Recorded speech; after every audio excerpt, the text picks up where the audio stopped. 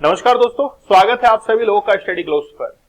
भारतीय राजनीति की एक डार्क साइड है और वो डार्क साइड ये है कि जितने भी राजनेता हैं वो कभी भी एक साथ एक मंच पर एक स्वर के अंदर बोलते हुए दिखाई नहीं देते हैं। राजनीति के अंदर पक्ष या विपक्ष होते हैं, लेकिन जब कोई मुद्दा इंटरनेशनल लेवल पर होता है, ग्लोबल लेवल पर होता है, तो हम लोग भारतीय राजनीति से ये अपेक्षा करते हैं कि सभी राजनेता जो है वो एक स्वर के अंदर बोलना शुरू करें। अगर जब ऐसे दो धड़ों के अंदर भारतीय राजनीति विभाजित होती है, डिवाइड होती है, तो इसका खामियाजा जनता को भुगतना पड़ता है। किस तरीके से भारतीय जनता ये सोचने को मजबूर हो जाती है और इस डिलेमा में वो पड़ जाती है कि आखिरकार भारतीय एक इंडियन सिटीजन का स्टैंड क्या होना चाहिए। क्योंकि हमेशा आप देखिए कि जब भी कोई भारतीय राजनेता अगर प्रधानमंत्री बनता है तो प्रधानमंत्री ने क्लियर कर दिया है कि हम लोग अगर फिलिस्तीन के साथ में हैं तो भारतीय जनता और तमाम जो राजनेता हैं उनको फिर उसी स्वर के साथ में होना चाहिए। और ये भारतीय राजनीति के लिए अच्छा रहेगा, क्योंकि जब भी हम लोग ब्रिटिश के शासन को इंडिया में देखते हैं तो बहुत सारे लोग आप लोगों को ऐसे मिलेंगे जो कि कहते हैं कि ब्रिटेन ने जो राज किया है भारत के ऊपर, उससे हम लोगों को बहुत कुछ सीखने को मिला है और अच्छा हुआ है कि उन्होंने हम पे राज किया। ऐसे बहुत सारे लोग जो है आपको देखने को मिल जाएंगे। तो भारतीय राजनीति का एक डार्क जो है वो साइड रहा है। सबसे पहले मैं आप लोगों को घटना के बारे में बताता हूं। मुझे पता है कि आपकी नजर जो है वो कहां काम कर रही है।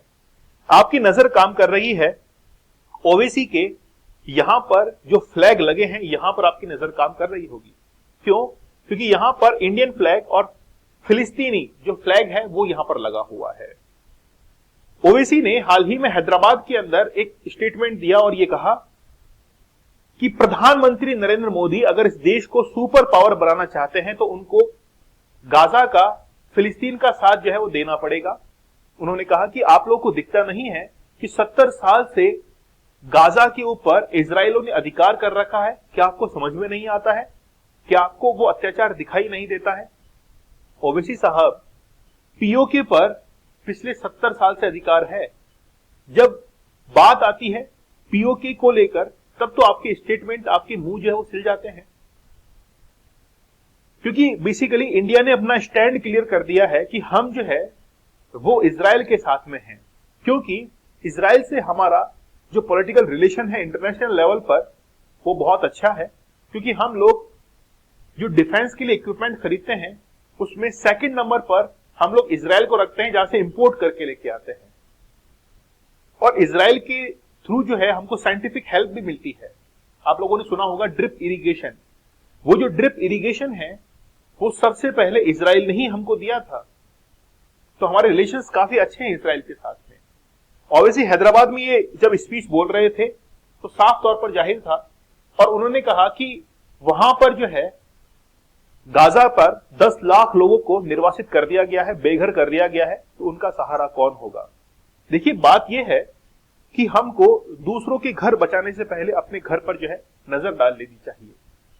हम अपना संभालेंगे ना। एक चीनी दार्शनिक थे कन्फ्यूशियस, उन्होंने कहा कि अगर आप देश को अच्छा बनाना चाहते हैं या विश्व को अच्छा बनाना चाहते हैं तो पहले देश को अच्छा बनाइए। आप अगर देश को अच्छा बनाना चाहते हैं तो आप अपने राज्य को अच्छा बनाइए, स्टेट को अच्छा बनाइए। अगर आप स्टेट को अच्छा बनाना चाहते हैं तो अपने डिस्ट्रिक्ट को, और अपने डिस्ट्रिक्ट को अच्छा बनाना चाहते हैं तो अपनी कॉलोनी को, और कॉलोनी को अच्छा बनाना चाहते हैं तो अपने परिवार को, और परिवार को अच्छा बनाना चाहते हैं तो पहले खुद को संभालिए।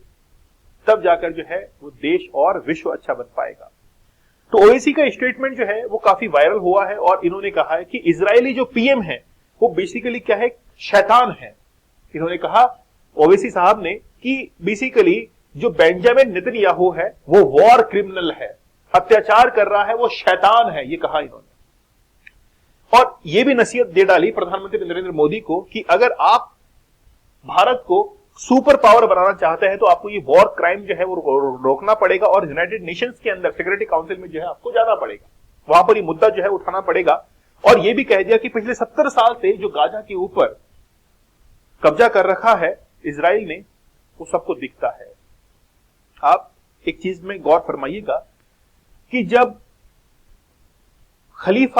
खिलाफत आंदोलन होता है 1920 के अंदर, टर्की के अंदर जो खलीफा था उसको अपदस्थ किया जाता है, उसको वहां पे पोस्ट से हटाया जाता है, लेकिन उसका प्रभाव, उसका इफेक्ट इंडिया में देखने को मिलता है। ऐसा क्यों है? क्योंकि जो प्रभाव है, मुस्लिम वर्ल्ड जो है, अब आप देखिए कि हमको उससे लेना ही देना क्या है। हमको पहले अपने इंडिया के बारे में सोचना चाहिए। तो जब खिलाफत आंदोलन यानी कि खलीफा को वहां पर हटाया जा रहा है और आंदोलन यहां पर चल रहा है, खिलाफत आंदोलन, जिसको आज भी हम लोग हिस्ट्री के अंदर पढ़ते हैं, समझ रहे हैं आप लोग, वहां पर जो कुछ भी चल रहा हो, हमको अपना स्टैंड ऑलरेडी क्लियर कर चुके थे कि हम लोग इजराइल के साथ हैं। तो फिर आप लोग जनता को दो धड़ों के अंदर क्यों ही बांट रहे हैं? यह अपने आप में एक सवालिया निशान जो है वो खड़ा करता है। और इस पर जो हिमंता विश्वा है, इन दोनों के बीच में भी चल रहा है, हम लोग उस पर नहीं जाएंगे। लेकिन ये जो है वो बेसिकली आप लोग देख सकते हैं, गाजा जो स्ट्रिप है ये 41 किलोमीटर लंबी है, 10 किलोमीटर चौड़ी है, 410 स्क्वायर किलोमीटर के एरिया में 23 लाख लोग जो है यहां पर रहते हैं और 10 लाख लोग जो है उनको वहां से निर्वासित किया गया है। एक बेसिक फैक्ट मैं आप लोग को बता देता हूं, ये जो है वो मेडिटेरियन सी यहां से लगता है, जो कि इजराइल के कंट्रोल में है। चारों तरफ जो है दीवार खींची हुई है, ठीक है, ठीक है। इसके ईस्ट में और नॉर्थ के अंदर इजरायली कंट्रोल है और ये जो है इजिप्ट का कंट्रोल यहां पर है। अब चारों तरफ से अगर कंट्रोल कर रखा है तो आखिरकार वो निकल के कहां पर जाएंगे?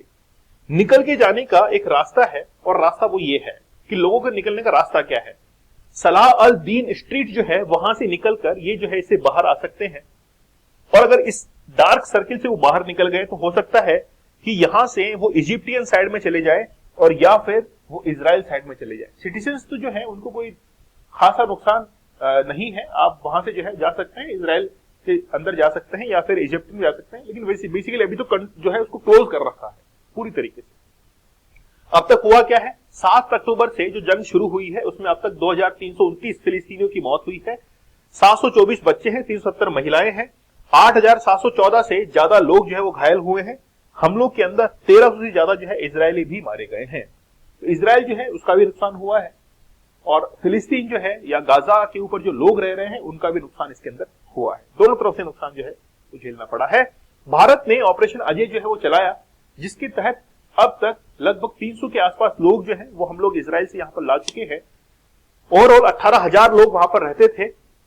प्रयास जारी है। 4 फ्लाइट जो है अब तक इंडिया के अंदर आ चुके हैं ऑपरेशन अजय के तहत। बहुत खुश है लोग। लेकिन बस बात यह है कि अब हमारा प्यारा भारत जो है वही सबसे बेहतर है।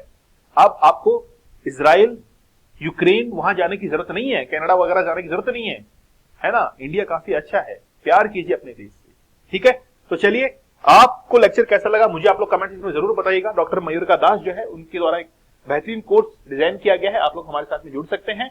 पढ़ने के नए तरीके जो है और कैसे आप लोग याद कर सकते हैं उसके साथ में आप लोग बहुत अच्छे से पढ़ाई भी कर पाएंगे। आप हमारे कोर्स के साथ में जुड़ सकते हैं। चलिए मिलते हैं आप लोगों से अगले लेक्चर में, तब तक धन्यवाद, थैंक यू, जय हिंद।